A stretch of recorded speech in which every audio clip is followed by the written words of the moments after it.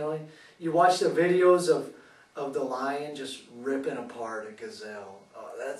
That's a bad day, and you know that it stands. And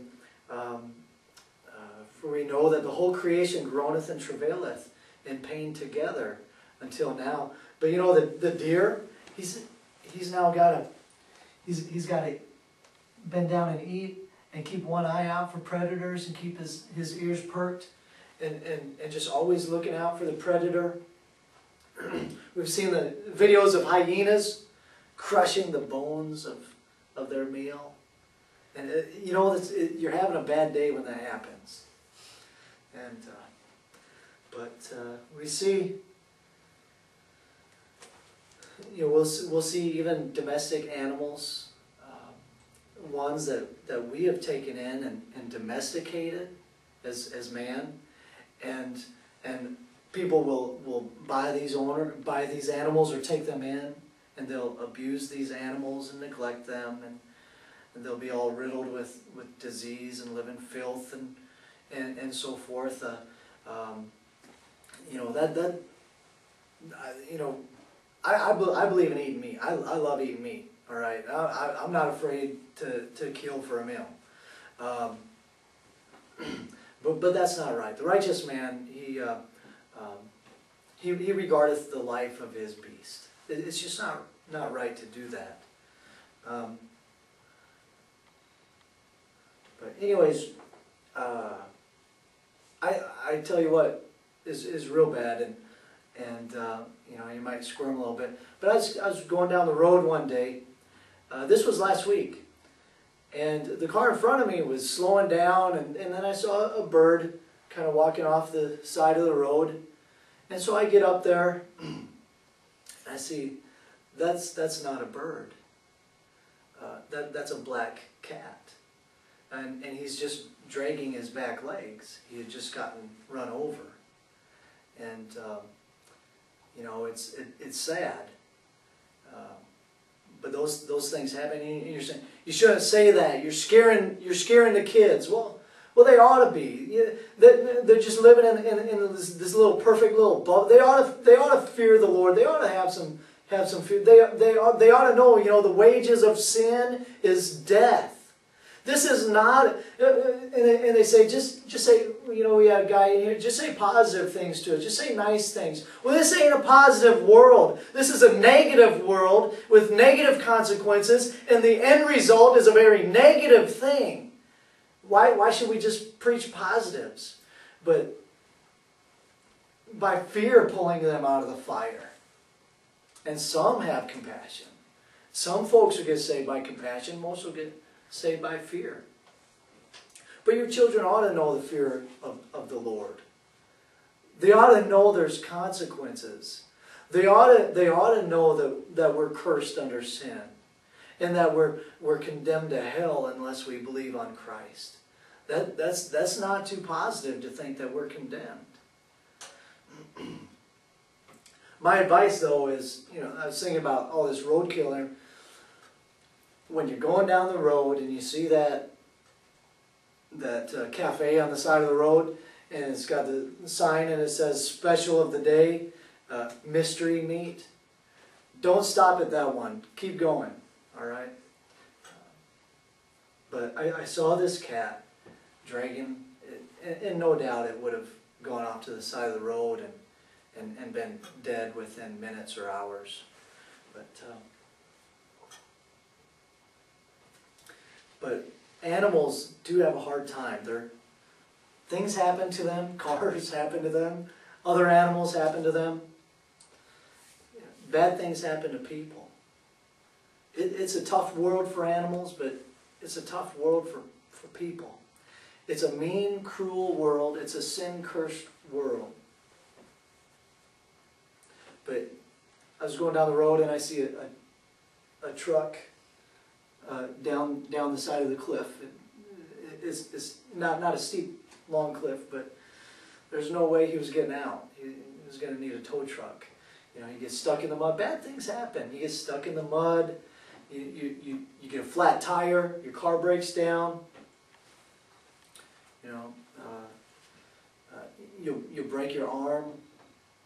Somebody will hurt your feelings. It's a cruel world. But you know those people in the community who've lost their homes. Their homes have burnt down. Their home is burnt down, and they have nothing left. And just imagine how you'd feel and what you would do if your home was burnt down.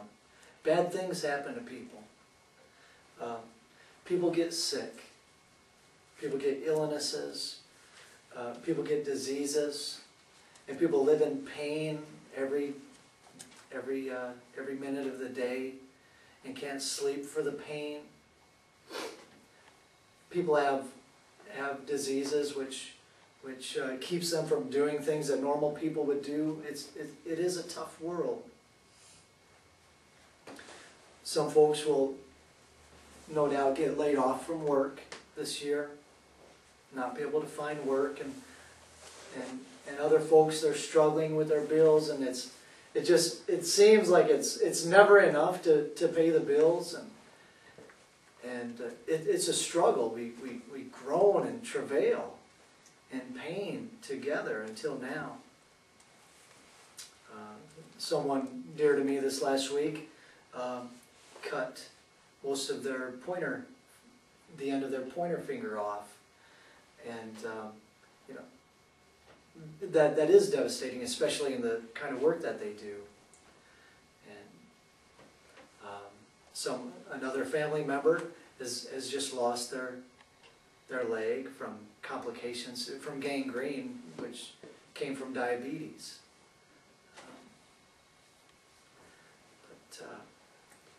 You know, we've been out soul winning and just seen people in horrible living conditions. You know, children get abused. Their daddy drinks beer all the time and spends the paycheck, and there's no money for food or for the heat. Daddy comes home in a drunken rage and beats mommy and beats the kids. And there's fear in the home, and there's neglect, and there's abuse. People with sickness and illness, and just people who you can't imagine what goes on in people's homes behind closed doors. You can't imagine what people are going through.